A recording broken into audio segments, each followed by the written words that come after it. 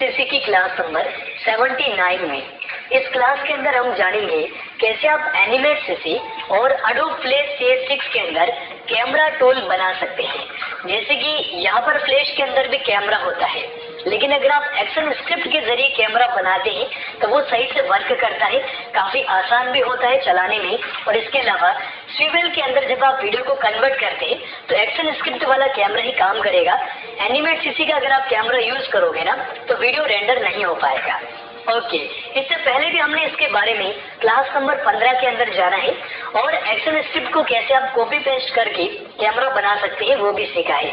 लेकिन काफी सारे हमारे बिगिनर्स स्टूडेंट हैं जो कि बेसिक से सीखना चाह रहे हैं, उनको एक्शन स्क्रिप्ट अप्लाई करने में बहुत परेशानी हो रही होगी। इसलिए इस क्लास को बनाया गया है ताकि आपका कैमरे का काम और भी आसान हो जाए। आइए इस वीडियो को हम शुरू कर लेते हैं। क्लास को जरूर आप ध्यानपूर्वक देखिएगा। सबसे पहले इस वीडियो के डिस्क्रिप्शन के अंदर आपको फ्लैश कैमरा की एक फाइल मिलेगी .fla फाइल। इसको आपको डबल क्लिक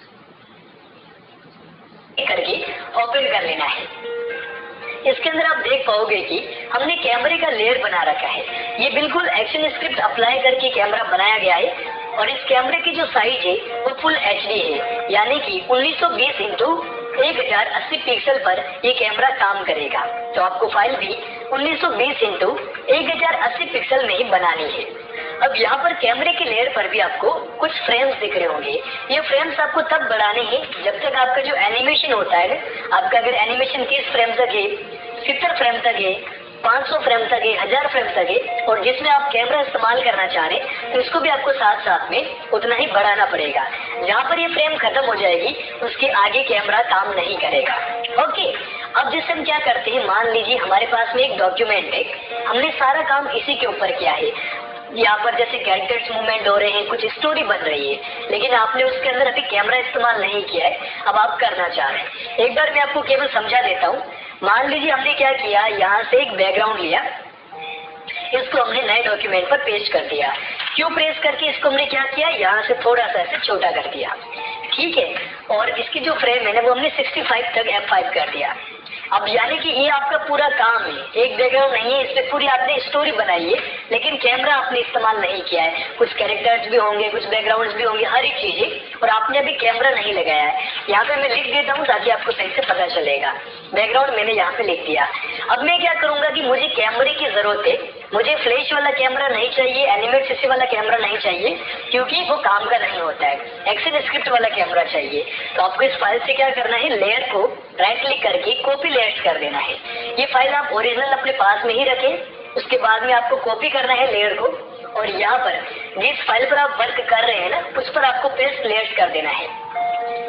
अब मैंने जैसा कि आपको पहले बताया कि आपका जितना वर्क है, जितना स्टोरी पे आपने काम किया है, जितने फ्रेम के लिए काम किया है, उसके बराबर ही आपको ये कैमरा रखना है। अगर आगे रखोगे तो वो वीडियो ब्लैंक हो जाएगी, अगर इससे कम रखोगे तो कैमरा काम नहीं करेगा, यानी कि आधे में काम नहीं करेगा। यहाँ तक कैमरा रखा है, जैसे कि मैंने यहाँ तक रखा है, ये मैंने सिर्फ F5 करके फ्रेम को रिमूव कर दिया, ठीक है। अब मैंने जैसे कैमरा यहाँ तक ही रखा है तो इसके आगे का कैमरा काम नहीं करेगा, आपका एनिमेशन डायरेक्ट ही होता चला जाएगा। इसलिए दोनों को बराबर रखना है। अगर आपके पास में 5 लेयर है, अभी जैसे 2 लेयर है, 5-10 लेयर है, तो उन पर भी आपको कैमरा इस तरीके से बराबर रखना है, ठीक है। अब जैसे हम क्या करते हैं, देखो जैसे आपने कैमरे की जो लेयर पेस्ट करी ना, तो यहाँ पर आपको एक हल्का सा ट्रांसपेरेंट आपको कैमरा दिखाई देता है ना, ये पूरा कैमरा होता है, इसको आप मूव कर पाएंगे। अब मैं आपको बताता हूँ कि कैसे क्या ये सही से काम करेगा। मैंने Ctrl Z किया, वापस से पहले जैसा हो गया। अब जैसे हम क्या करेंगे, मान लीजिए आपको जूम करना है 30 फ्रेम पर, आपको कुछ नहीं करना है, सिंपली F6 करिए, जूम करना है तो, और Q प्रेस कर लीजिएगा। अगर आप Q प्रेस नहीं करोगे और सिलेक्शन टूल होगा ना तो वो इस तरीके से दिखाई देगा। Q प्रेस करोगे फ्री ट्रांसफॉर्म टूल तो ही सेलेक्ट होगा। अब जैसे मुझे लग रहा है कि मुझे इस वाले घर पे जूम करना है, तो मैं क्या करूंगा, शिफ्ट के साथ में इस तरीके से इसको जूम करवाऊंगा, और उसके बाद में शिफ्ट को छोड़ के सिलेक्शन टूल जो होता है अब उसको सेलेक्ट कर लीजिए, और कैमरे को आप इस तरीके से जहां पर भी रखना है, जिस एरिया में आपको जूम करवाना है, ये आपको बॉर्डर दिख रहा है, इस बॉर्डर के अंदर अंदर ही आपको हर एक चीज रखनी है। अब जैसे मुझे इस घर पे जूम करवाना है, मैंने F6 कर दिया, और बीच में मैंने क्या कर दिया, क्रिएट क्लासिक पिन कर दिया। ओके, अब आपको ये कुछ इस तरीके से दिख रहा होगा। अब ये केवल कैमरा जा रहा है, ठीक है, ना तो आपका बैकग्राउंड हिल रहा है, ना ही आपका कोई कैरेक्टर हिलेगा, केवल यहाँ पर ये कैमरा जूम होगा। अगर मैं कंट्रोल एंटर करता हूँ ना तो भी आपको देखो जूमिंग दिखाई देगी। ये देखो, है ना, ये खाली हमने कुछ भी छेड़खानी नहीं की, केवल कैमरा वाली लेयर को ही हमने चेक किया है और उसमें ही हमने एनिमेशन किया है। अब जैसे मैंने इसको 100 फ्रेम तक कर दिया क्योंकि अपना आगे भी एनिमेशन होगा, हमने जूम तो कर दिया। अब आपको लग रहा है कि चलो एक बार इसको और मूवमेंट करवाते हैं कैमरे को, F6 किया, इस वाले को मत हिलाना क्योंकि इसको हिलाओगे तो पूरा बिगड़ जाएगा। आगे आप F6 लगाना और 75 तक मैंने एक और F6 कर दिया और उसके बाद में देखो पहले वाले इस फ्रेम को नहीं हिलाना है, आगे वाले पे काम करना है। अब जैसे मुझे इस वाले घर पे जूम करवाना है, ठीक है, तो कैमरा कैसे आएगा, देखो इस तरीके से आएगा। अगर मैं बीच में क्लासिक टीवी लगाऊं ना तो कैमरा देखो इस तरीके से आएगा। ये समझने वाली बात है, जब आप थोड़ी सी प्रैक्टिस करोगे तो क्लियर कर पाओगे, ठीक है। और थोड़ा सा हम और आगे F6 कर लेते हैं, F5 कर लेते हैं और कैमरे को पूरा हम जूम आउट करवा लेते हैं। ये लो F6 किया मैंने और Q प्रेस करके मैंने कैमरा क्या कर दिया, पूरा ये जो आप बॉर्डर देख पा रहे हैं ना, ये साइड साइड में बॉर्डर है, आपको इसके बराबर कर देना है ताकि पूरा जूम आउट हो जाएगा। और इसके बीच में भी क्रिएट क्लासिक पिन कर दिया। तो आप क्या देख पाओगे, देखो मैं यहाँ से आपको बता रहा हूँ, जैसे इसने क्या किया, जूम किया, फिर वापस से कैमरा किस साइड जा रहा है, देखो राइट साइड जा रहा है। राइट साइड जाने के बाद में देखो यहाँ से क्या हो गया, राइट साइड गया और यहाँ से वापस से जूम आउट हो गया। अब हम कंट्रोल एंटर करेंगे तो आपको कैमरा टूल कैसे वर्क करता है पता चलेगा। देखो घर पे जूम हो गया, फिर वापस इस तरफ चला गया और जूम आउट हो गया। अब ये बहुत फास्ट हो रहा है तो इसमें आपको स्लो कैसे करना है, बीच में आपको F5 करना होता है। अगर आप F5 करोगे, एनिमेशन आपका लंबा है, बीच में जैसे F5 कर दोगे ना तो आपका कैमरा जो है ना उसकी स्पीड स्लो हो जाएगी। ये देखो मैंने दोनों को एक साथ पकड़ के किया है। अब देखो कैमरे की जो स्पीड है ना वो स्लो हो चुकी है।